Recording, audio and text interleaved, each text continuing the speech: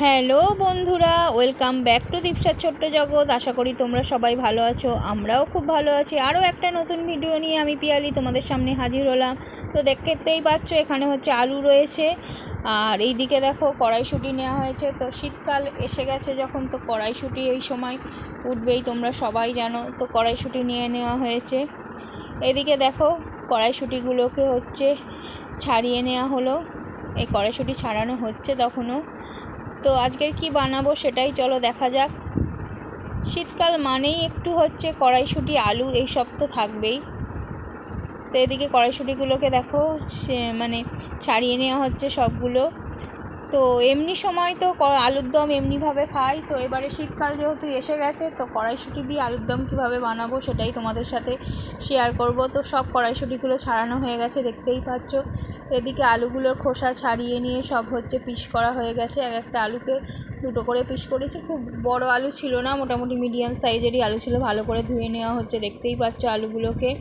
এরপর আলুগুলোকে হচ্ছে তোমার প্রেশার কুকারে দিয়ে নেবো সিদ্ধ করার জন্য। প্রথমেই দেখো আলুগুলোকে প্রেশার কুকারে নিয়ে নিচ্ছি। আলুগুলোকে প্রেশার কুকারে নিয়ে নিলাম। তো তাড়াতাড়ি হয়ে যাবে, তোমরা তো জানো আমি একটু তাড়াতাড়ি মানে চটজলদি রান্না করতে পছন্দ করি। তো যাতে তাড়াতাড়ি হয়ে যাবে ওই জন্য বেশিরভাগ সময় সব কিছু সিদ্ধই করে নিই। এটা যারা পুরনো বন্ধু খুব ভালো করে আমার এই মানে টেকনিকটা জানো। আর এই দিকে দেখো আলুর সাথে সাথে কড়াইশুঁটিগুলোও দিয়ে নিচ্ছি যাতে তাড়াতাড়ি সেদ্ধ হয়ে যায়, মানে শক্ত না থাকে। তো আলু আর কড়াইশুঁটি হচ্ছে প্রেশার কুকারে দিয়ে ভালো করে সেদ্ধ করে নেবো।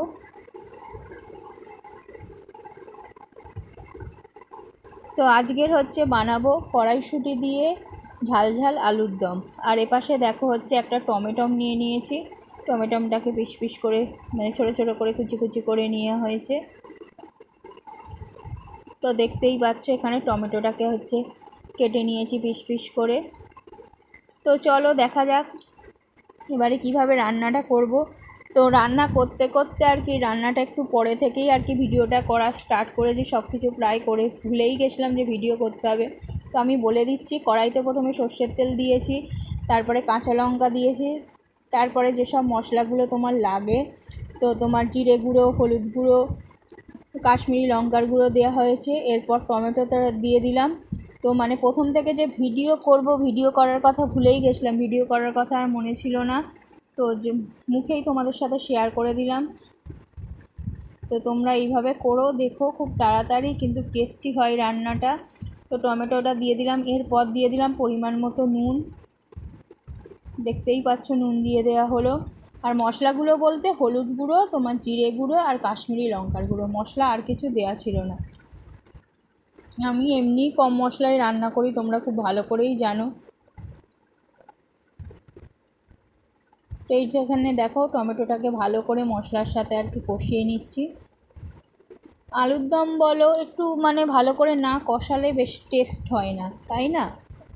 তো এরপর সামান্য পরিমাণ চিনি দিয়ে দিচ্ছি। এটা মিষ্টিটা তোমাদের অপশন, তোমরা দিতেও পারো নাও দিতে পারো। আমরা যেহেতু একটু মিষ্টি মিষ্টি পছন্দ করি সেই জন্য একটু মিষ্টি দিয়ে দিলাম।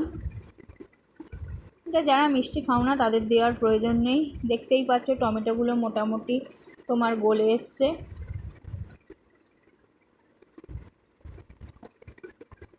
তো ভালো করে মশলাগুলোর সাথে টমেটোটাকে কষিয়ে নিচ্ছি। আর দুটো কাঁচা লঙ্কা দিয়েছিলাম চিড়ে, তো সেগুলোই রয়েছে। এরপর সেদ্ধ করা আলু আর কড়াইশুঁটিগুলোকে প্রেশার কুকার থেকে আর কি আগেই হচ্ছে ঠান্ডা করে নিয়েছিলাম নামিয়ে, তো সেগুলোকে দিয়ে দিলাম। বেশি কিছু লাগবে না, অল্প উপকরণেই একদম রেডি হয়ে যাবে সুস্বাদু ঝাল ঝাল কড়াইশুঁটি দেওয়া আলুর দম। আমার তো এইগুলো লুচি পরোটার সাথে খেতে খুব ভালো লাগে। এই আলুর দমটা তোমাদের কেমন লাগে, কে কে এইভাবে বানাও অবশ্যই জানিও। তো দেখতেই পাচ্ছ আলু আর কড়াইশুঁটিটাকে এর মধ্যে মানে ভালো করে কষিয়ে নেব।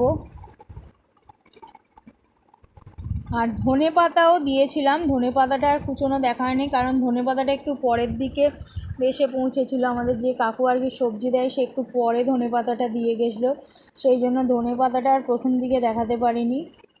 ধনে পাতাটা লাস্টে অল্প ছড়িয়ে দেবো। তো সেটাও তোমরা দেখবে। তো দেখো আলুর সাথে মশলাগুলোকে ভালো করে কষিয়ে নিচ্ছি। যত বেশি কষাবে তত তেল ছাড়বে আর তত রান্নার টেস্ট বাড়বে, এটা তো বলার কিছু নেই। তো মোটামুটি ভালো করে কষিয়ে নিচ্ছি দেখো। তো এর পরে ধনেপাতাটা দিলে ভালো হতো, কিন্তু যেহেতু ধনেপাতাটা এসে পৌঁছায়নি তাই ধনেপাতাটা আমি একদম লাস্টেই দিয়েছিলাম। তোমরা এই কষাতে কষাতে একটুখানি পারলে ধনেপাতাটা দিয়ে দেবে। আমার তো ধনেপাতার সেন্টটা খুব ভালো লাগে, আমার বাবা আবার ধনেপাতার সেন্ট একদম পছন্দ করে না। তো যেহেতু আমি পছন্দ করি তাই অল্প দিয়েছিলাম। এরপর দেখো এর মধ্যে একটু জল ঢেলে দিলাম। তো যে যেরকম খাবে, কেউ যদি কষা কষা খেতে চাও অল্প পরিমাণ জল দিলেই হবে। এই দেখো লাস্টে হচ্ছে ধনেপাতাটা আমি কুচিয়ে দিয়ে দিয়েছি, জলটা আগে দিয়ে দিয়েছিলাম, তারপরে তোমরা ওই টাইমে ধনেপাতাটা দিতে পারো। তো আমার এইভাবেই আমি তৈরি করি চটজলদি তোমার হচ্ছে কড়াইশুঁটি দিয়ে আলুর দম। তোমরা কে কীভাবে বানাও অবশ্যই আমাকে কমেন্টে জানিও।